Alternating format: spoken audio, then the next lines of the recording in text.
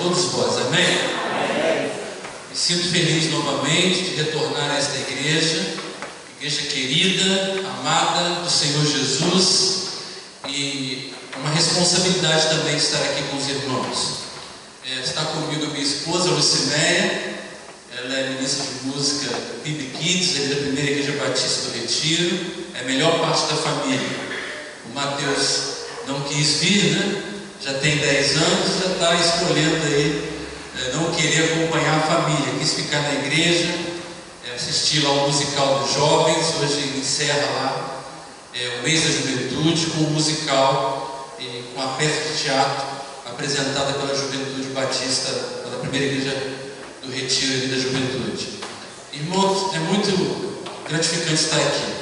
Meu irmão Marcelo já foi ministro de música aqui da segunda igreja, na época do pastor Edmar Guimarães. Hoje o pastor Edmar está na primeira igreja batista do Ingá, em Niterói. Então, a gente tem um laço aqui com a segunda igreja batista em Barra Mansa. Da outra vez nós estivemos aqui, eu esqueci de mencionar, depois eu falei com o Carlos e com o irmão Casimiro, quando eu estive aqui em fevereiro. Então o Marcelo esteve aqui com os irmãos algum período do ministério dele, né? Hoje ele é membro da Igreja Central em Volta Redonda, mas foi gratificante para a vida dele e também para a vida dos irmãos. Irmãos, eu quero convidá-los a abrir as suas Bíblias no livro de 1 Coríntios, capítulo 3, versos de 1 a 4. 1 Coríntios, capítulo 3, versos de 1 a 4. Assim mesmo, assentados, mas reverentes à palavra de Deus, os irmãos vão acompanhar a leitura que irei proceder da palavra de Deus. Eu quero meditar com os irmãos nessa noite o seguinte tema: a imaturidade espiritual da igreja. Quando a igreja ela tem esses elementos de ser uma igreja imatura espiritualmente. Vamos ler então a palavra de Deus. E eu, irmãos, não vos pude falar como espirituais, mas como a carnais, como a meninos em Cristo. Com leite vos criei, e não com carne, porque ainda não podíeis, nem tampouco ainda agora podeis, porque ainda sois carnais, pois havendo entre vós inveja, contendas e dissensões, não sois porventura carnais e não andais segundo os homens? Porque dizendo um, eu sou de Paulo, e outro, eu sou de Apolo, porventura não sois carnais? Meus queridos irmãos, a maturidade espiritual ela é alcançada quando nós nos tornamos mais semelhantes ao Senhor Jesus. Isso acontece quando, após a minha conversão, a conversão dos irmãos, nós buscamos mais se tornarmos mais próximos de Cristo. Queremos alcançar uma vida totalmente madura. O apóstolo Paulo vai dizer isso aos crentes em Filipenses, lá no capítulo 3, versos de 12 a 14, ele vai dizer: olha, eu não me julgo ter alcançado a perfeição. Eu ainda não sou perfeito, mas eu prossigo para o alvo, para o prêmio da vocação que está em Cristo Jesus. Então Paulo, ele não se considerava um homem perfeito, a estatura de varão perfeito em Cristo Jesus. Então a chave, meus queridos irmãos, para a maturidade espiritual é a consistência, ou seja, é a perseverança em fazer as coisas que sabemos que vai nos aproximarmos mais de Deus. E o que nos aproxima mais de Deus? É a leitura da Bíblia, é a oração, é a comunhão com Deus. Caso contrário, nós teremos uma vida totalmente infrutífera, uma vida imatura, vivendo só de leite, como Paulo vai dizer aos crentes da igreja de Coríntios. Paulo usa aqui 3 figuras interessantes para se dirigir à igreja. Os versos de 1 a 4 que nós lemos ele vai olhar para a igreja como uma família, cujo alvo é a maturidade dela. Os versos de 5 a 9, ele olha a igreja como um campo, como uma lavoura, em cujo foco é a quantidade. E dos versos 9 a 23, ele vai olhar a igreja como um templo, cujo alvo é a qualidade. Mas a nossa reflexão de hoje vai se ater aos versos de 1 a 4. E ele aborda a igreja como uma família. E ele vai focar a igreja na sua maturidade. Ele chama a atenção da igreja para uma maturidade mais firme, mais concreta diante de Cristo.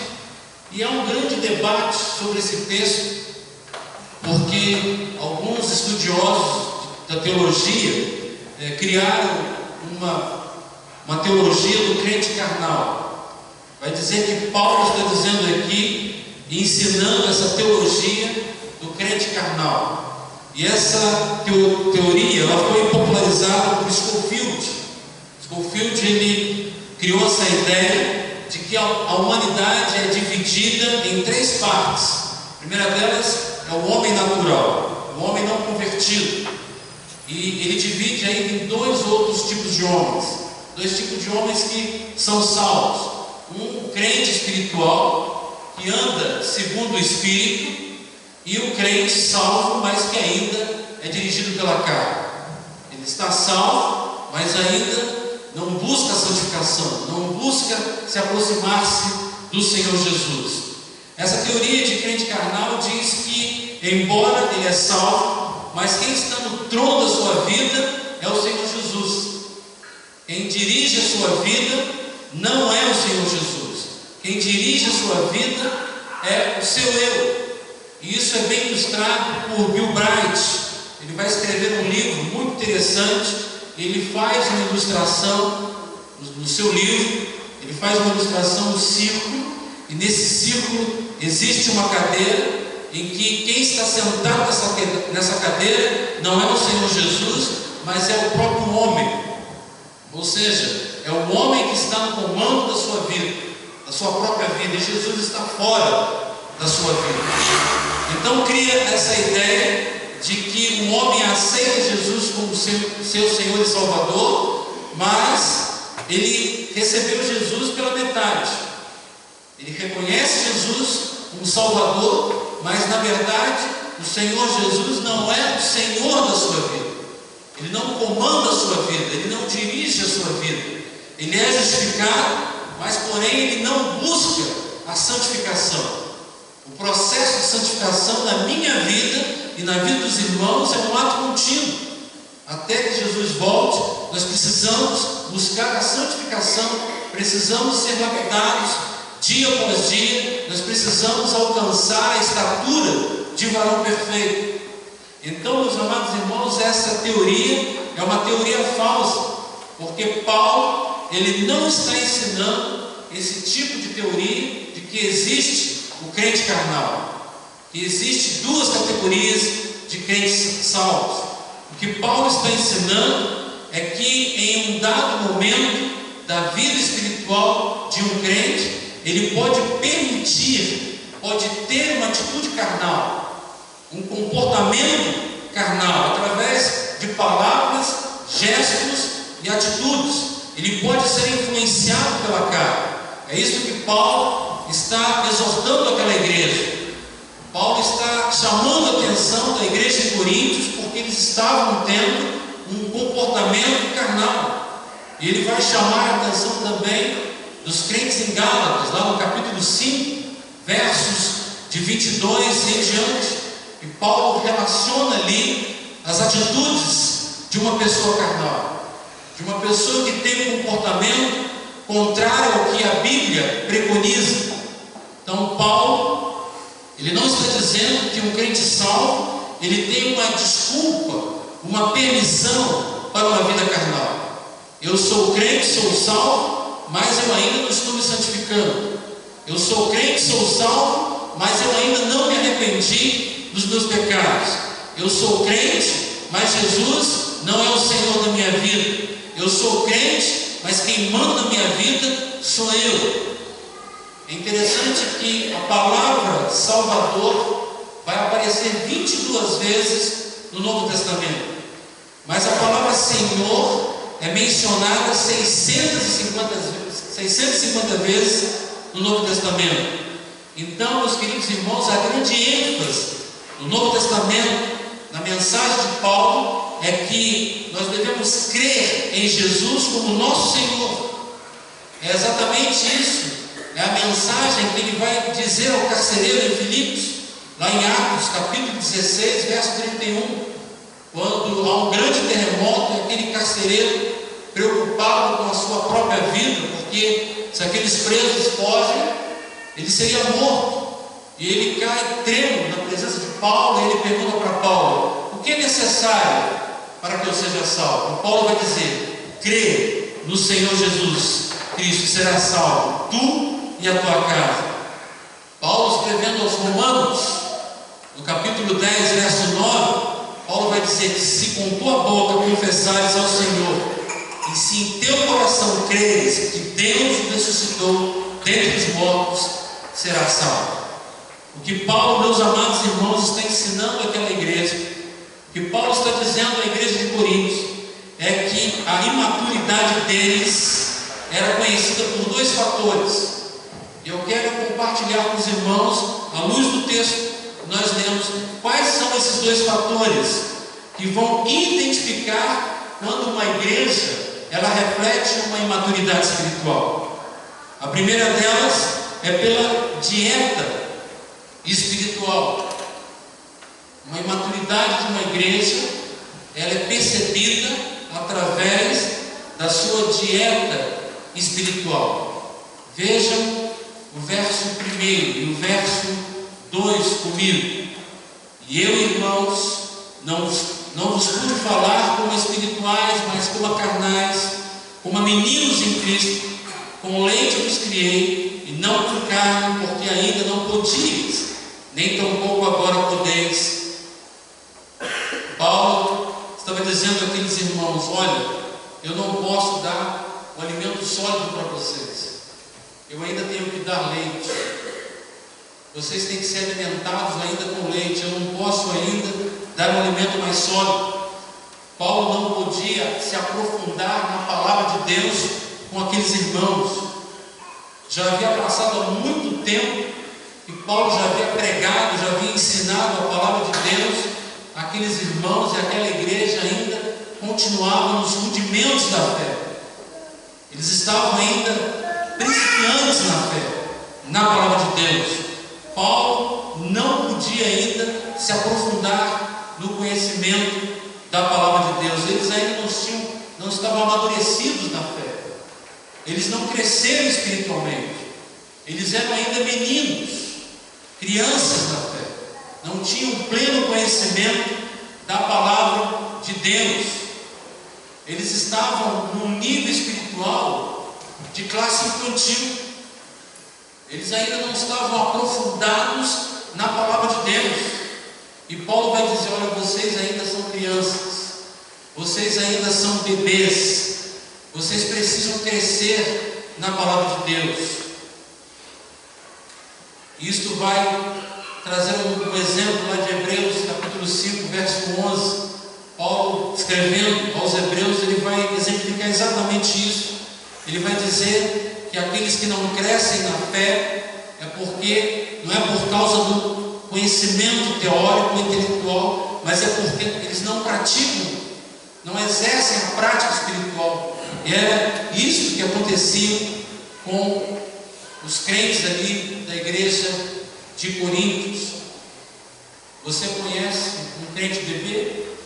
Você conhece um crente menino? É quando ele ainda está nos rudimentos da fé, quando ainda ele não tem fome da palavra, ele não quer crescer espiritualmente. Você chama ele para estudar doutrina, ele não quer se aprofundar. Um exemplo claro: se você quer conhecer um crente que não quer crescer espiritualmente, não quer se amadurecer na fé, é quando você vai fazer um estudo bíblico aqui na quarta-feira. Vamos estudar aqui sobre a obra redentora de Jesus. E aí, determinada pessoa vai dizer: eu não quero ir lá porque eu já conheço tudo sobre a obra redentora de Cristo. Eu já sei que Ele veio ao mundo, morreu por mim e remiu meus pecados. Eu sei que Ele é meu Salvador. Para que eu vou lá estudar mais sobre a obra redentora de Jesus? Esse é o crente imaturo, é o crente que não quer crescer mais na fé, não quer se aprofundar no conhecimento da palavra de Deus. Ele quer continuar ainda nos rudimentos da fé, ele quer continuar ainda nos princípios da fé, ele não quer crescer espiritualmente. E Paulo, ele vai dizer isso também aos crentes de Filipos, quando ele vai falar assim: eu não julgo ter alcançado a perfeição, eu não julgo ainda ser perfeito, eu prossigo para o alvo, o prêmio da vocação que está em Cristo Jesus. E olha que Paulo, ele foi um expoente do Evangelho. Paulo havia sido um grande missionário, havia organizado várias igrejas em suas viagens missionárias, havia ganhado vidas para Jesus, mas Paulo se considerava ainda um pequeno na fé. Ele achava que ele poderia crescer mais, ele poderia ir mais além, ele poderia crescer mais, ele poderia avançar mais. E nós também podemos, meus amados irmãos, avançar mais. Nós não podemos achar que já estamos no nível espiritual do qual não precisamos mais crescer. Foi exatamente este pensamento da igreja em Sardes. Eles se julgavam já espiritualmente já maduros, mas Cristo vai dizer: tu és uma igreja pobre, cega e nua. Aquela igreja que se achava rica, que se achava uma igreja que tinha uma grande maturidade espiritual, mas o anjo daquela igreja, por intermédio de João, vai dizer: olha, tu és uma igreja pobre, cega e nua. Então, meus amados irmãos, qual tem sido a minha dieta? Qual tem sido a nossa dieta espiritual? Nós estamos ainda nos rudimentos da fé? Ou queremos crescer espiritualmente? Ou queremos avançar espiritualmente? Ainda estamos na classe infantil? Estamos ainda como crianças? Estamos ainda num nível espiritual pequeno? Ou queremos avançar? Ou queremos crescer espiritualmente? Aquela igreja, obviamente, não queria avançar. E o apóstolo Paulo chama a atenção daquela igreja para que eles tivessem uma postura de maturidade espiritual maior.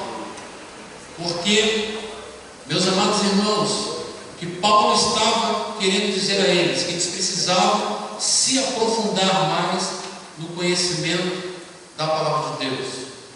Porque o que as crianças estão aprendendo agora ali no culto infantil, eles estão aprendendo sobre a palavra de Deus.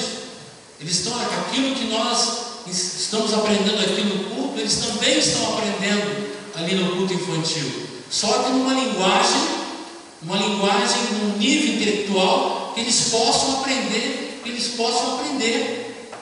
O que nós aprendemos num curso de teologia é num nível mais aprofundado, mas são as mesmas doutrinas que a palavra de Deus preconiza, que a palavra de Deus nos ensina.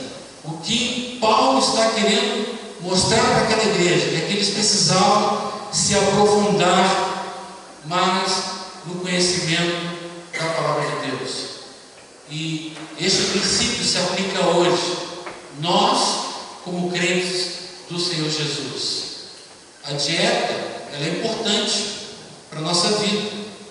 Um tempo atrás, eu precisei fazer uma dieta, precisei perder alguns quilos por causa de um problema de saúde que eu estava passando. O médico falou: você precisa fazer uma dieta, você precisa fazer uma dieta, cortar aí o refrigerante, né? Você que gosta aí de uma coca bem gelada, né? Todo mundo gosta, mas o médico falou: você vai ter que fazer uma dieta. Mas a dieta espiritual, irmãos, essa ninguém pode fazer. esta nenhum crente pode fazer. Ninguém pode se abster de ler a palavra de Deus, de orar, de estudar a palavra de Deus, de estar em comunhão com os irmãos. Essa dia, Paulo estava repreendendo a igreja em Coríntios. Mas há um segundo fator, meus amados irmãos, que vai nos chamar a atenção e que revela ou identifica a imaturidade daquela igreja, é o seu relacionamento. Aquela igreja, ao invés de ter um relacionamento de harmonia, de cooperação, onde que o relacionamento entre aqueles irmãos era para edificar uns aos outros, de trazer comunhão, a prática do amor entre os irmãos, o seu relacionamento era de partidarismo, era de disputa. Ou seja, existia dentro daquela igreja facções, divisões. Era exatamente isso que havia na igreja em Corinto. Veja comigo o verso 3 e 4. Porque ainda sois carnais, pois havendo entre vós inveja, contendas e dissensões, não sois porventuras carnais, e não andais segundo os homens? Porque dizendo um, eu sou de Paulo, e o outro, eu sou de Apolo, porventura, não sois carnais? Paulo, então, irmãos, estava repreendendo aquela igreja através do seu relacionamento. Aquela igreja, existia naquela igreja não uma comunhão verdadeira, não um espírito de cooperação entre os irmãos, mas partidos, dissensões. E Paulo vai usar uma expressão aqui no verso 1, falando que eles são carnais. Essa palavra carnais no grego significa sarx. Paulo usa essa expressão 2 vezes nesse texto. Uma ele usa como uma expressão moral, uma expressão neutra, e a outra de maneira negativa, que é oposta a Deus, é o Espírito de Deus. No verso 1, quando Paulo fala carnais, ele usa a expressão sarquinóia, que tem o sufixo noia, que significa feito de. É a mesma expressão que ele vai usar lá em 2 Coríntios, capítulo 3, verso 3, quando ele fala das tábuas, as tábuas da lei, é feito de. Então essa expressão inóia, é feito de. Ou seja, o que Paulo está querendo dizer, estava dizendo que eles eram feitos de carne, eram humanos. Essa carne se refere ao nosso corpo físico, que cobre os nossos ossos e é permeada de sangue, tanto os seres humanos quanto os animais. E Paulo estava dizendo ali que eles tinham uma atitude de crianças. O seu gesto, o seu comportamento eram de crianças. Eles tinham essas características de crianças. Eles eram bebês, eram crianças porque ficavam brigando entre si. Igual acontece quando as crianças estão no playground ou estão na escola e brigam entre si e começam a falar: o meu brinquedo é melhor do que o seu. O meu pai tem mais dinheiro do que o seu pai. A minha casa é mais bonita do que a sua. Mas depois de um tempo aquelas crianças voltam a conversar. Aqui não há uma contradição quando Cristo vai repreender os seus apóstolos, quando ele vai dizer: deixai vir a mim as criancinhas, porque tais é o reino dos céus. Então Jesus, ele considera as crianças na sua pureza, na sua sensibilidade, na sua firmeza.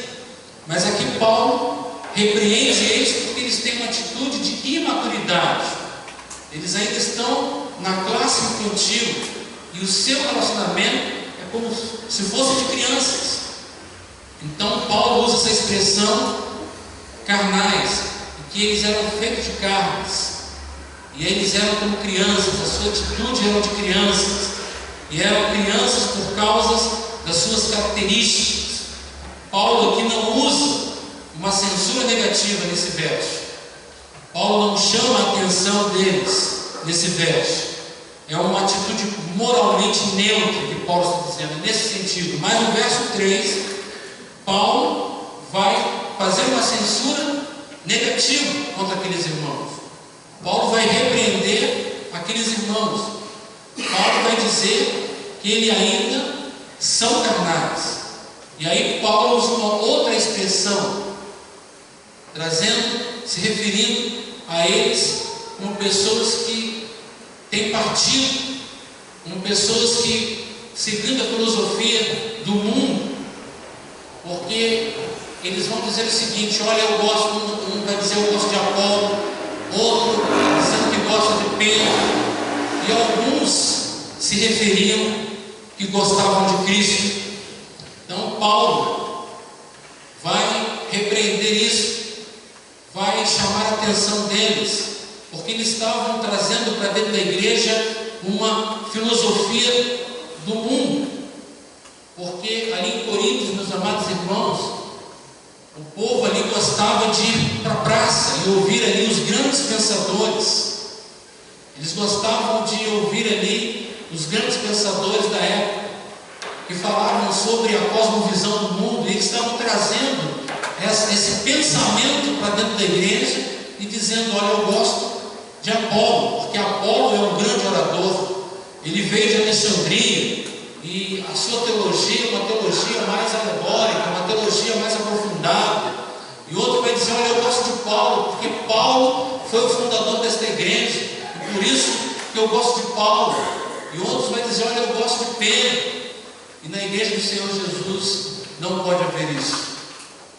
A igreja do Senhor Jesus, ela tem que olhar para Jesus, que é o autor e o consumador da fé.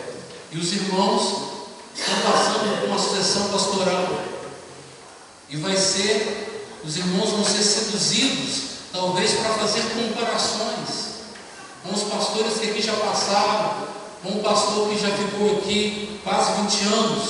Então os irmãos têm que olhar para o Senhor Jesus. O modelo de supremo pastor é Cristo. Então Paulo vai repreender aquela igreja, porque o relacionamento deles era de partidos, de grupos e dissensões. Aquela igreja precisava olhar para Cristo. E por que algumas igrejas se dividem hoje, meus amados irmãos? Por que algumas igrejas têm partidos? Porque uma pessoa junta um grupo dentro da igreja, alicia outro grupo e forma uma igreja. E isso se chama imaturidade espiritual, tanto do líder como daquele que deixa de seguir o Senhor da igreja para seguir homens. Paulo vai dizer que isso é aquela carnalidade, isso é infantilidade. Paulo então combate esta ideia de existir dentro da igreja pessoas que se levantam e que se colocam num pedestal, e as pessoas querem seguir a sua bandeira, querem seguir o seu entendimento, e Paulo não aceita isso. Paulo vai repreender aquela igreja pela sua dieta espiritual. Ainda eram crianças, eram meninos, e Paulo vai repreender relacionamentos que existiam dentro daquela igreja.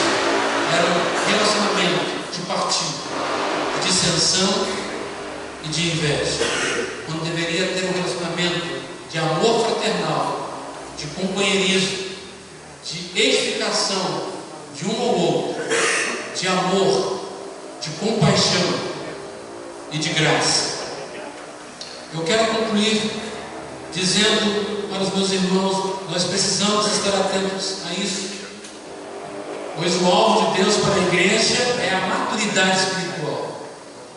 Nós não temos que seguir a homens, mas temos que seguir o Senhor da igreja, porque Ele é o cabeça da igreja.